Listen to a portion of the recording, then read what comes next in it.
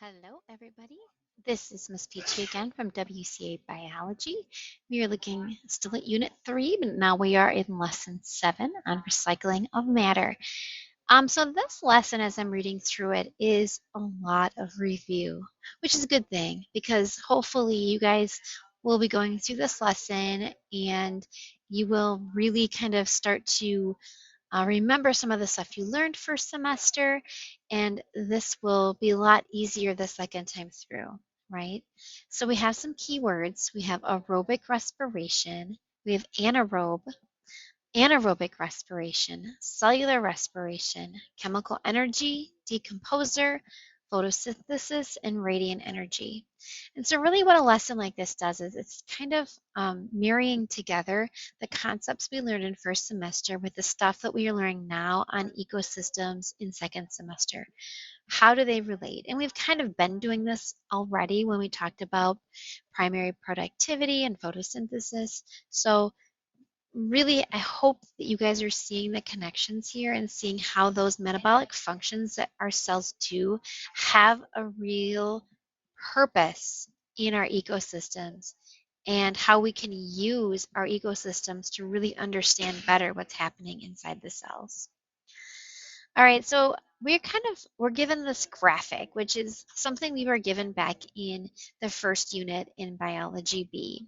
This is the carbon cycle. So when we talk about recycling of matter, matter is basically anything on the periodic table, any one of those atoms that you see, including carbon on the periodic table. And carbon, since we are all carbon-based life forms, is really one of the most important matter that we'll be covering within biology. So the carbon cycle, this graphic kind of shows us how carbon is cycled and recycled through the ecosystem. This is not all inclusive. There are things that are not really shown here as well. However, we can see a few things. We can see process of photosynthesis takes carbon in through carbon dioxide is absorbed through the process of transpiration, right? That these plants that take in the carbon dioxide, they are consumed by animals, for example, like these cows eating the grass.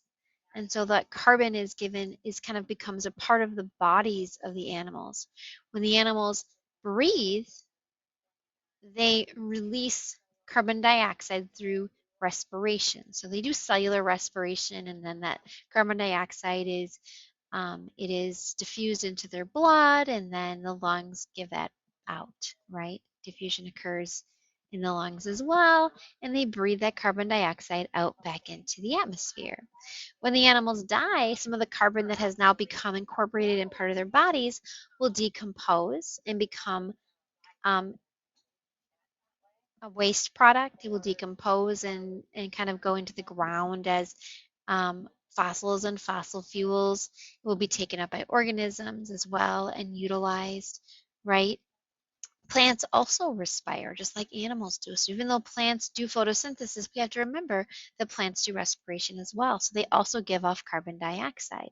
So those are some of our natural ways in which carbon is cycled throughout the ecosystem. Unfortunately, we also have some unnatural ways in which carbon is the amount of carbon dioxide given off is higher than it should be. Through factory and vehicle emissions, we see an excess of carbon dioxide. So more carbon dioxide going out than is being taken back in. So there's an imbalance in our ecosystems.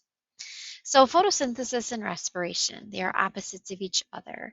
They keep each other in check, right? So you take carbon dioxide in through photosynthesis and it is released back out through cellular respiration. So keep in mind that these processes, they balance each other in ecosystems. Our inputs here in photosynthesis are going to be carbon dioxide and water. Our outputs are going to be oxygen and sugars, right? So those are outputs, inputs and our outputs. We also talk about these as our reactants and our products if we're using correct terminology for chemistry. So the stored chemical energy in sugar is passed on to primary consumers and then so on and so forth higher up the trophic level. Some of this Carbon dioxide then is released during the process of respiration. The energy from those sugars are used to manufacture ATP. ATP is necessary in order for organisms to be able to do any kind of body functions. ATP is that short-term energy molecule, energy for life processes, adenosine triphosphate that we see here, that is generated during the process of aerobic respiration that happens in the mitochondria. All right, so now we have two types of respiration. We have aerobic and we have anaerobic respiration, and both of them have the same goal, the manufacturing of ATP. Aerobic respiration is much more efficient and is able to manufacture much more ATP than anaerobic respiration. Anaerobic respiration doesn't produce a lot of ATP, but it also doesn't require oxygen. So that's kind of the benefit, I guess, of anaerobic respiration. You don't need oxygen to do it, but you don't really get a lot of energy out of it as well.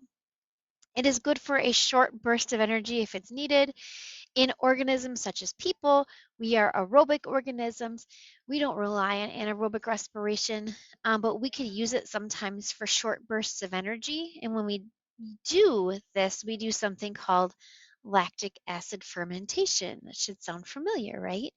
We were able to use the process of respiration, anaerobic respiration, to have a short little bit of ATP getting manufactured without oxygen, but it produces lactic acid as a byproduct. So let's see here.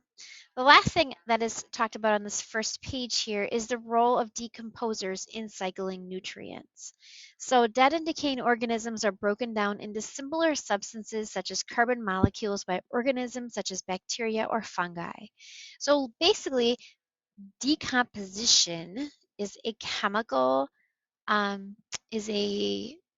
chemical reaction. And if you remember from physical science or from chemistry, it's one of kind of our main 6 reactions, right? Decomposition takes something that's a larger, more complex molecule and breaks it down into simpler molecules.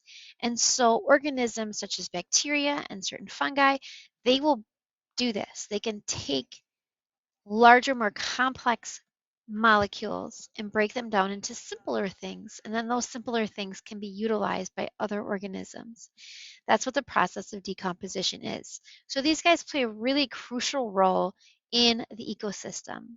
We need them. We absolutely need them. Without them, there would not be enough available nutrients to have anything that lives, right? So decomposers are super necessary. They do the recycling and the recycling of matter. All right, so moving on, we have our quick check-in, our practice, the little video that goes along with it, their check-in and practice, and then we talk about kind of comparing and contrasting again aerobic respiration to anaerobic respiration. So anaerobic respiration has been around a lot longer. It's very, very ancient. In fact, it is believed to have been done by bacteria that have been about 2 billion years ago. So like the first living things on Earth would have done anaerobic respiration. Guess what? Because there was no oxygen. No oxygen on Earth at that time, so there was no ability for them to do aerobic respiration at all. Even though it's not as efficient, even though it doesn't produce as much ATP, it's certainly a way to get energy when oxygen is not available. Bacteria being very, very small, um, prokaryotes, they don't need as much energy anyways. So it was perfectly fine for these bacteria to do this. We still have bacteria today that do anaerobic respiration. There's bacteria that's found inside your intestinal tracts, for example, that don't have oxygen available to them because they live in your intestines. So they still do anaerobic respiration. In fact, they can't grow with oxygen. Oxygen actually can be harmful. It is, something that can harm cells. So it's kind of a catch-22, even for those of us that are oxygen breathers. We need oxygen to perform aerobic respiration, but oxygen still can, breathing oxygen can produce free radicals that can damage your cells and cause cancers and things like that. So really, you have to have it, but it certainly can be harmful as well. Um, Anaerobic respiration, again, is a good backup for living organisms like us that, really don't rely on it, but might need it occasionally. It's not going to be a backup per se, though. It's not like you can rely exclusively on our anaerobic respiration. It just provides us with a little bit of excess energy when you need it. Anaerobic respiration for organisms that use it exclusively, those types of organisms are known as anaerobes. They completely rely on anaerobic respiration. An example would be yeasts. Yeasts are a type of fungi. They're single-celled eukaryotic organisms that actually rely exclusively on anaerobic respiration. They do a process called fermentation. Um, Unlike our cells that do lactic acid fermentation, however, a yeast will do something called alcohol fermentation or ethyl alcohol fermentation.